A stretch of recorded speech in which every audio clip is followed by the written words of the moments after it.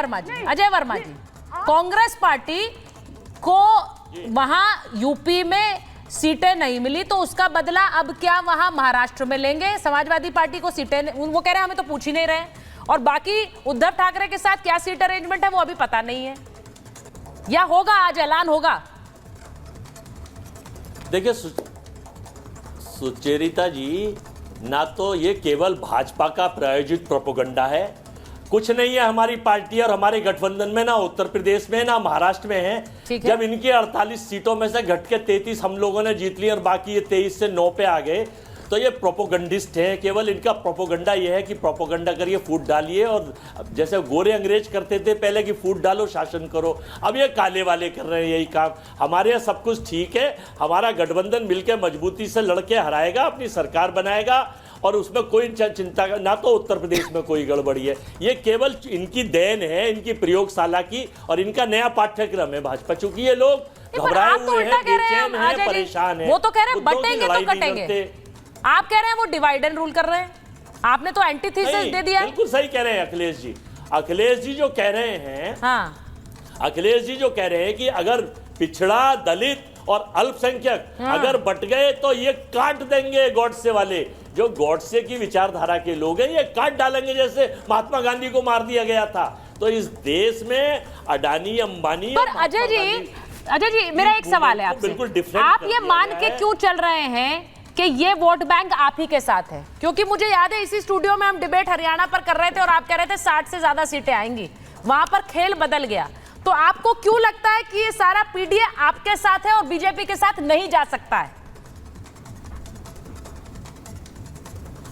देखिए सुचेरिता जी, हमारे साथ देश का वो मजलूम वोटर, वो ओबीसी के लोग, वो पिछड़े लोग, जो अनाज 5 किलो मिलके जिनको वादा नौकरी का किया गया था, वो 100 करोड़ लोग हमारे साथ हैं। हमें उम्मीद ही नहीं वरन पूर्ण विश्वास है। और लोकसभा में भी कुछ चीजें बदली थी और बाकी विधानसभा में बदल जाएंगी, इसमें कोई शंका या सयस इसलिए नहीं है क्योंकि भाजपा तो अब की बार 400 पार वो नारा नहीं देने का इनका कोई नारा नहीं है। ये केवल अपना गोल सेट करने की रणनीति बनाते हैं। और ये जो नारा है बटेंगे कटेंगे, ये सही कह रहे हैं अखिलेश जी के पीडीपी के लिए ही है कि अगर आप बट गए तो ये काट देंगे। तो हम चाहते हैं भारतवर्ष में शांति की व्यवस्था रहे, ये गांधी जी का देश है, यहाँ शांति की रहे। हमारे राहुल गांधी जी ने हमारे नेता में शांति की व्यवस्था करी गई थी, पूरे देश में संदेश दिया था।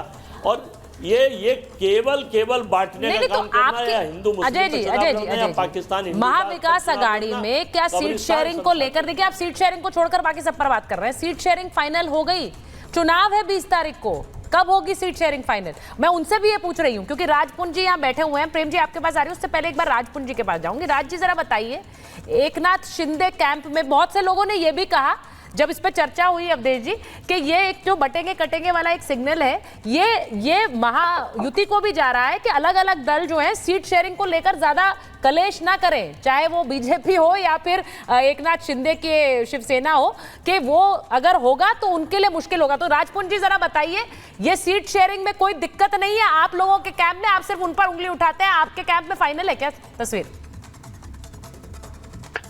बिल्कुल, देखिए जो हमारे सुचेरिता जी, जो हमारे ऊपर डिसीजन लिया जाएगा बिल्कुल उसको हम यही चाहते हैं कि उस डिसीजन का पालन करेंगे हम सब मिलकर, महायुति के जितने भी हम संघ दल हैं।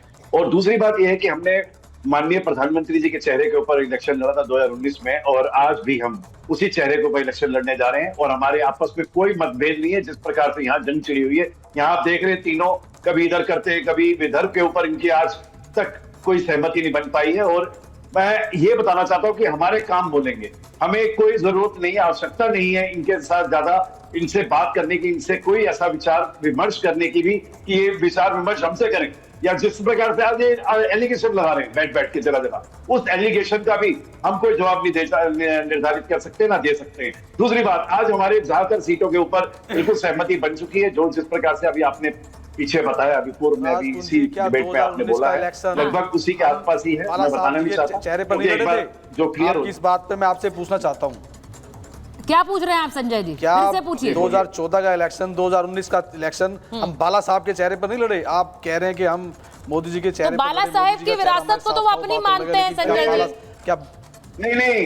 अच्छा, एक इंटरेस्टिंग बात है, क्योंकि हम बटोगे तो कटोगे की बात कर रहे हैं, मैं एक चीज पूछना चाह रही हूं, मैं इस पे क्या सवाल सीधा है। संजय जी सुनिए जरा, संजय जी सुनिए, नाइक जी सुनिए, प्रेम जी सुनिए, मेरा सवाल एक सीधा है, क्या बटोगे तो कटोगे कहकर जो अलग अलग जातियों में बटा वोटर है वो अगर बीजेपी खेमे में जाता है, क्या मुस्लिम वोटर उद्धव ठाकरे के लिए वोट करेगा? मैं इसको समझना चाह रही हूं। प्रेम शुक्ला जी, मैं जानती हूं कि आप लोग बहुत बारीकी से देखते हैं इस चीज को। क्या इस विधानसभा चुनाव में जो मुस्लिम वोटर है वो उद्धव ठाकरे के साथ जाएगा? मैं आ रही हूं संजय जी। प्रेम जी पहले देखिए 1990, 95, 99, 4, 9, 14, 19 इतने इलेक्शन से मुसलमानों ने कभी शिवसेना को वोट नहीं दिया। पर अब वो कांग्रेस के साथ है। 2024 के चुनाव में ऐसा पाया गया कि शिवसेना उद्धव बाला साहब ठाकरे की पार्टी को मुसलमानों ने भर भर कर वोट दिया। कारण क्या था? तो ये कांग्रेस के लोगों का कहना है, चूंकि उन्होंने कांग्रेस के साथ गठबंधन किया और उन्होंने जो है हिंदुत्व से तिलांजलि दे दी, इस कारण उनको वोट मिला है। और आप मुंबई की सीटों को देखेंगी तो जो मुस्लिम बहुल इलाके हैं वहीं से उनको बढ़त मिली है। जो मराठी भाषी और हिंदू बहुल इलाके हैं वहां शिवसेना यूबीटी को बुरी तरह से जो है शिकस्त मिली है। तो ये तो सबके सामने प्रमाण है कि जो मुस्लिम बहुल बूथ हैं उन बूथों पर शिवसेना को वोट मिला है। और कांग्रेस का कहना है कि ये वोट कांग्रेस के नाते मिला है। इसी कारण जो 21 सीटों पर शिवसेना लड़ी थी, जबकि राहुल गांधी प्रधानमंत्री पद के प्रत्याशी थे, तो अधिक सीटों पर तो राहुल गांधी की पार्टी यानी कांग्रेस को लड़ना चाहिए था, लेकिन लड़ी शिवसेना थी। चूंकि कांग्रेस को जो है कम सीटें लड़ने के बावजूद विधानसभा वाइज अगर उसको देखेंगे तो 63 विधानसभा सेगमेंट में कांग्रेस आगे है और 54 में जो है शिवसेना यूबीटी आगे है।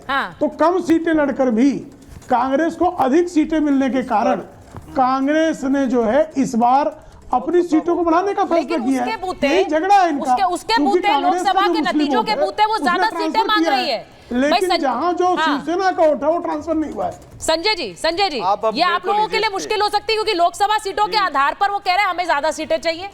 अब ज्यादा सीटें चाहिए, लेकिन वो आपने सुना प्रेम जी ने क्या कहा है? उनका आकलन ये है कि वो मुस्लिम वोट आप लोगों को ट्रांसफर नहीं हुआ है। हाँ देखिए प्रेम शुक्ला जी ने मुस्लिम वोट ही ट्रांसफर हुआ, ये हिंदू नहीं कर पाए।